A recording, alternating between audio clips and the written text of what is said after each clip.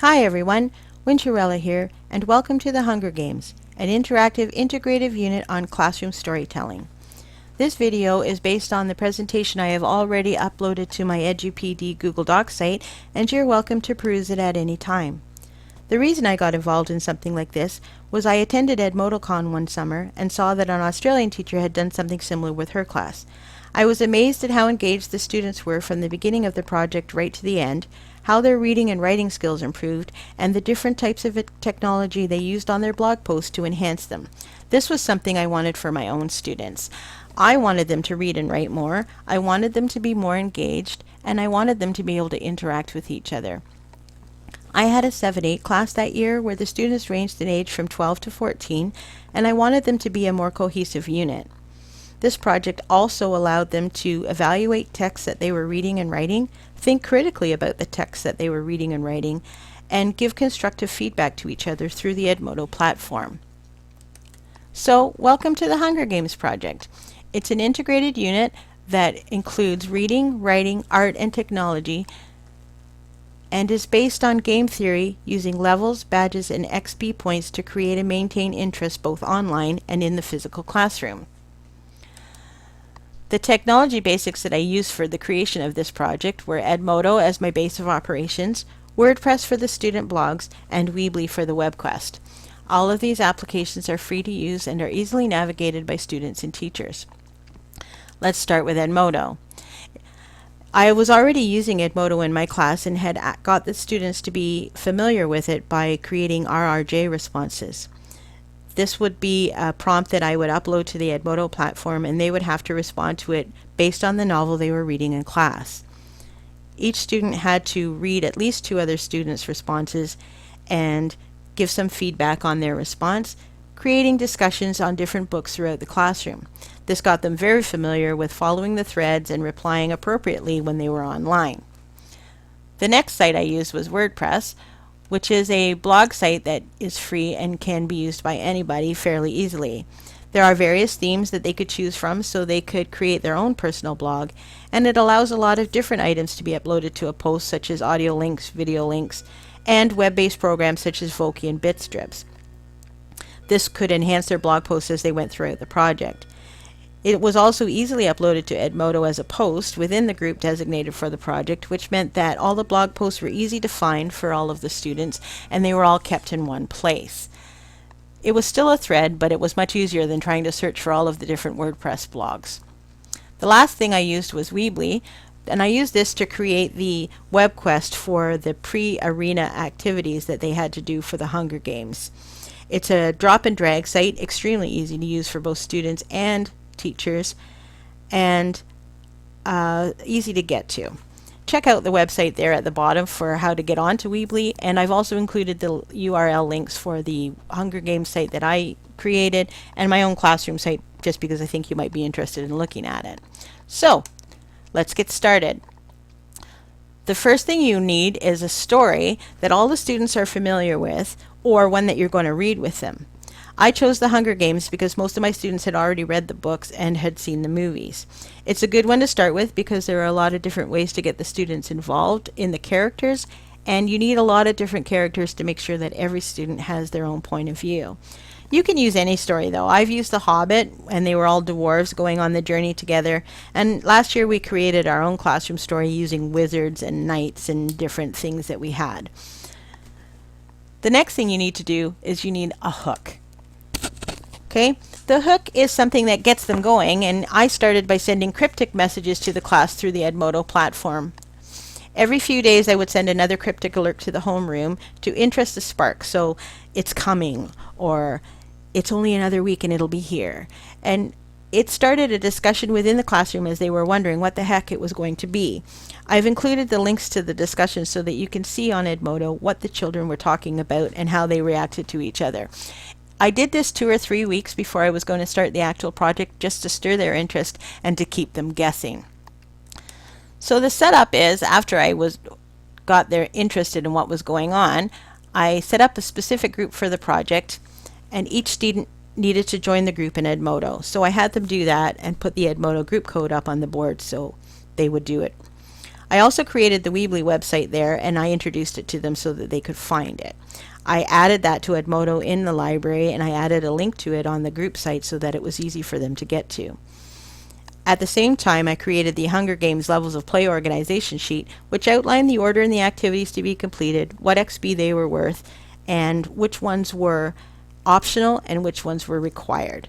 The number of points earned were part of determining the ultimate winner, and they were also used for some of the grading purposes. I've included all of the resources that are uploaded to my Google Drive, and I've put them in bold so that you can look at them when you need to as we're going through this or as you peruse this later on. They're easy for you to have, and I'm sharing them all so you can download them. They're all in PDF form. The first thing to get the project started was the reaping. The class meeting that I had hinted about on Edmodo was the reaping, where all the students sat in the circle of this classroom. A bag was passed around, and each student pulled out a slip of paper which represented the district they were from. Each person in the class received a slip of paper. I was lucky that year and had 24 students, so it easily accommodated the 12 districts with 2 tributes from each one. You could easily modify this to include all the students in the class. You could have 2 or 3 tributes from each one, or you could create other districts. I read out the Hunger Games outline to the class, and the rest of the meeting was discussion and explanation as to how the project was going to work. They took out their own district from the bag, and it didn't matter if 2 girls chose the same district or 2 boys chose the same district. What they did then was they discussed who was going to be what. We needed 1 male and 1 female tribute, and they chose to be the male or female even if they were of the other gender. This gave them the challenge of creating a character of the opposite gender and looking at it from their point of view. This was quite interesting for a lot of the students, and they were fairly good at that. And I didn't get anybody giving me grief about being the wrong gender when they chose it. So that was an interesting twist to what was going on there. The activities are fairly self-explanatory in the levels of play on the website, so the students could work at their own pace, but the ultimate deadline had to be completed for the pre-arena activities. I wanted all of the students to start in the arena at the same time, just like they did in the story.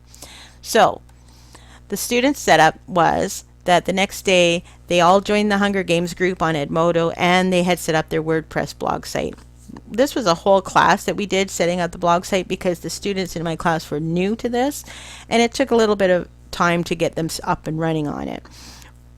We did that with the class, the school computers. I had them all in the classroom at the same time, and that was the easiest way for me to get them all started so that they could access it at home or later on when they wanted to.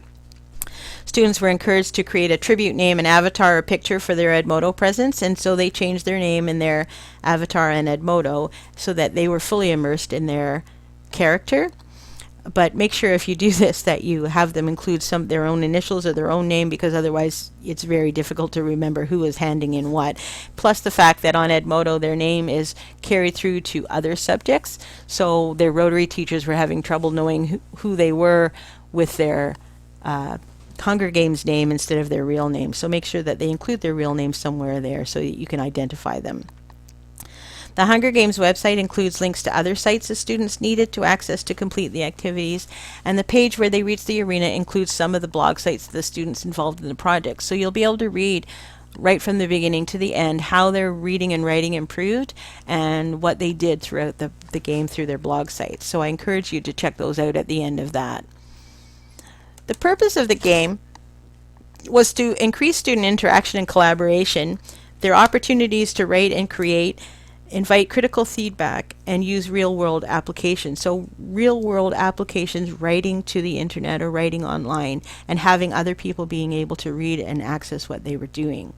I made sure that some of the other teachers in the school knew what they were doing and that the blog sites were accessible to them so they could see where we were going with our classroom. A lot of the activities on the website are there included on the EduPD Google Docs, so you can look at them. The tribute profile example was there. They would write their own part of the story based on the challenges the game maker provides and in response to other tribute posts. So the game or the story evolves depending on what the students write in their blog posts. And the teacher, as the game maker, needs to read all of those posts, not only to evaluate them and to assess them, but to see what direction the game might be taking. There were a lot of times where I didn't know what was going to happen until I had read the post that had been put up for that day and could create the next challenge for them in response to the posts. A lot of them made alliances or friends and created their blogs based on what they were doing together as a group. A lot of this took place outside of the classroom, and they collaborated on what they were doing at home or at recess and decided what they were going to write. So the teacher creates the challenges for the tributes to master and comments on their contributions to move their writing forward. It also encourages the students to comment on each other's posts and contributions in a friendly but constructive way. And they did this on Edmodo as opposed to WordPress so that everybody could follow the discussions and keep on the thread.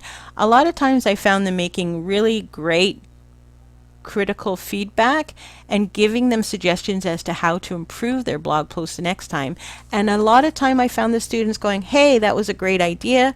I'm going to go back and I'm going to revise my blog post and make it better so that you can see it. And if you look at some of the blog posts at the end of the website, you'll see that they'll say, hey, this is my second blog post and I want to see if you like it.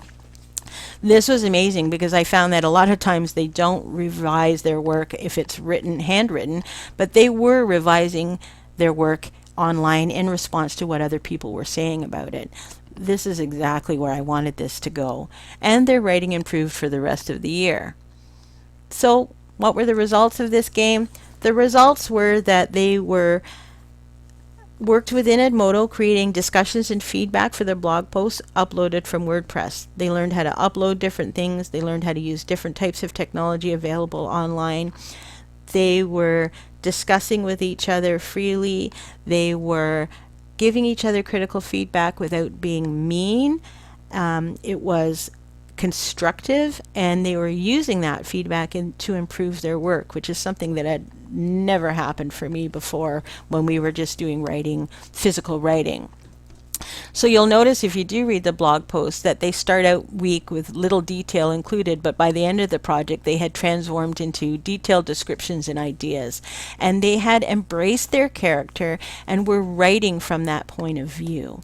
Their writing style improved, even little things such as spelling and grammar, and stringing sentences together that made sense and were interesting to read. Their reading improved as they had to read a variety of blog posts, and they didn't perceive it as being grueling and boring because it wasn't here, read this novel and answer a bunch of questions. It was here, read what other people are saying and respond to it in your own character. And they seemed to embrace that and have a lot of fun with that. They created their own backstories. They designed flags for their districts, costumes for presentations at the Capitol, which is part of the art integration. They prepared interview questions, researched survival skills, and put them to use in order to win the survival game. They drew a map of the arena from a description, completed a training log, and wrote about all of their experiences. Many of them found new ways to present information in their blogs and so experimented with other types of technology. This was an amazing, wonderful experience for all of us.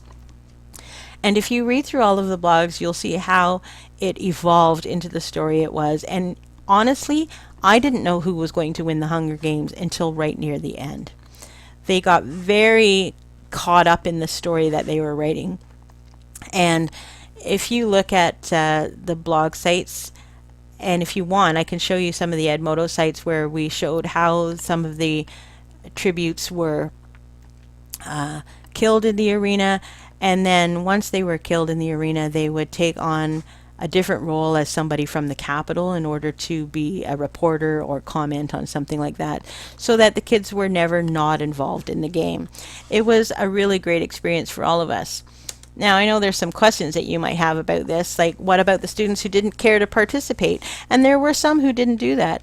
There were some who were not ready by the time the arena came, and they were the ones that were killed right at the cornucopia at the very beginning. So we had them do extra reading assignments on the story and chapter questions, the boring stuff that kids don't usually like to do. So there are other questions that are answered in the FAQs there. And of course, I'm going to try to host a Google Hangout for people who want to ask me more questions, or you can just respond to me on the Ask on my blog, Winterella, and I'd be happy to answer any